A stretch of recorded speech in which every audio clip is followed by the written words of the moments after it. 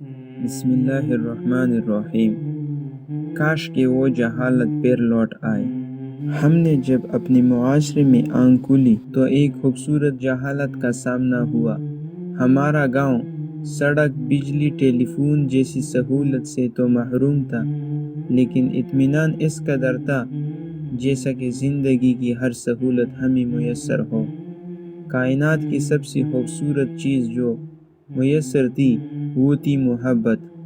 کوئی غیر نہیں تھا، سب اپنے تھے۔ ننیال کی طرف والے سب مامے مامیاں، نانے نانیاں ہوا کرتی تھی۔ ددیال کی طرف والے سارے چچے چچیاں، پھوپھو پھوپھیاں، دادے دادیاں ہوا کرتے تھے۔ یہ تو جب ہمیں نیا شعور ملا تو معلوم پڑا کہ وہ تو ہمارے چچے مامی نہ تھے بلکہ دوسری برادریوں کے لوگ تھے۔ ہمارے بزرگ بڑے جاہل تھے۔ کام ایک کا ہوتا تو سارے مل کر کرتے۔ جن کے پاس بیل ہوتی وہ خود آ کر دوسری کی زمین میں کاشت کرنا شروع کر دیتے۔ گھاس کٹائی کے لیے گھر والوں کو دعوت دینے کی ضرورت پیش نہ آتی بلکہ گھاس کٹائی والے خود آ کر پیغام بھیجتے کہ ہم فلاں دن آ رہے ہیں۔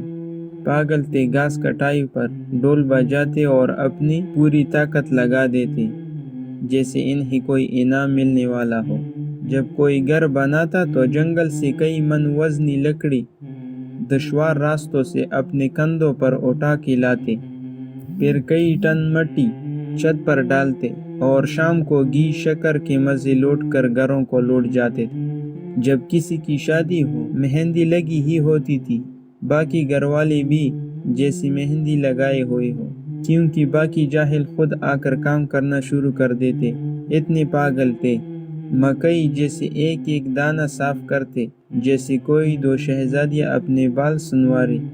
کتنے پاگل تھے، اگر کوئی ایک فوت ہو جاتا یا ہو جاتی، ڈاڑے مار مار کے سب ایسے روتے کہ پہچان ہی نہ ہو پاتی کہ کس کا کون مرا۔ دوسرے بچوں کی خوشی ایسے مناتے جیسے ان کی اپنی اولاد ہو۔ اتنے جاہل تھے، جرم اور مقدموں سے بھی واقف نہ تھے۔ لیکن پھر وقت نے کروٹ بدلی۔ اب نئی جنریشن کا دور تھا، کچھ پڑھے لکھے باشعور جنریشن کا دور، جس نے یہ سمجھانا اور سمجھانا شروع کیا کہ ہم بے شک سارے انسان ہو، بے شک سب مسلمان بھی ہو، لیکن ہم میں کچھ فرق ہے جو باقی رہنا ضروری ہے۔ وہ فرق برادری کا فرق ہے، قبیلے کا فرق ہے، رنگ نسل کا فرق ہے۔ اب انسان کی پہچان انسان نہ تھی، برادری تھی، قبیلہ تھا، پھر قبیلوں میں بھی ٹبر تھا۔ اب ہر ایک ثابت کرنا چاہتا تھا کہ میرا مرتبہ بلند ہے اور میری حیثیت امتیازی ہے۔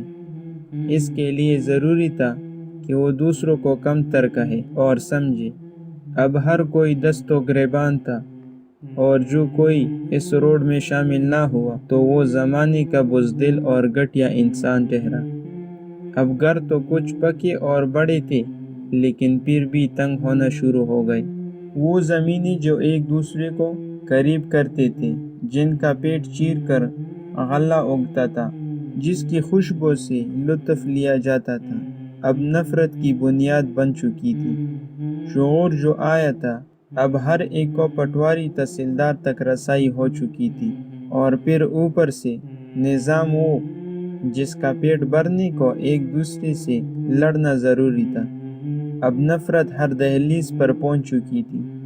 ہم اپنے و متاع جیسی محبت کہتے تھے، وہ گنوا چکے تھے۔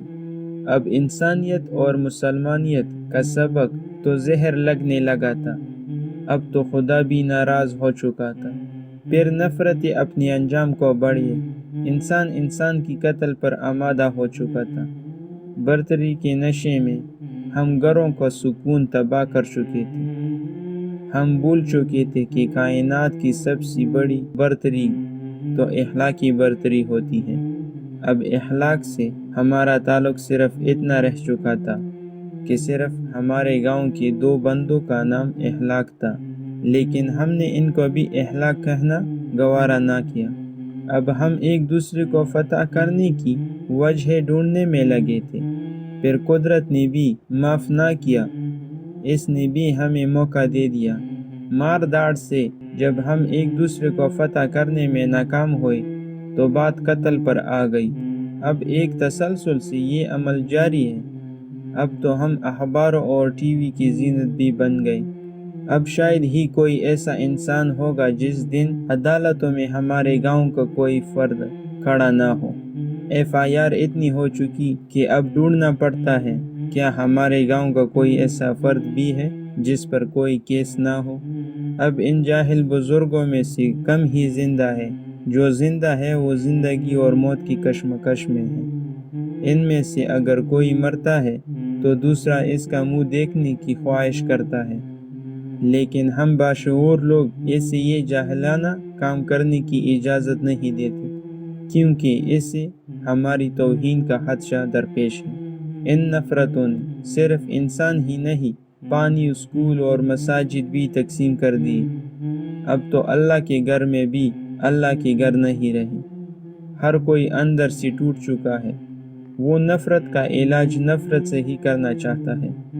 اب محبت کا پیغام برادری قبیلے سے غداری سمجھا جاتا ہے۔ اب دعا بھی صرف دعائے خیر ہوتی ہے۔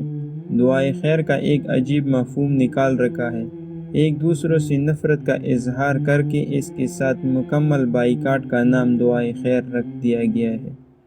لیکن سوال یہ ہے کہ آخر کب تک؟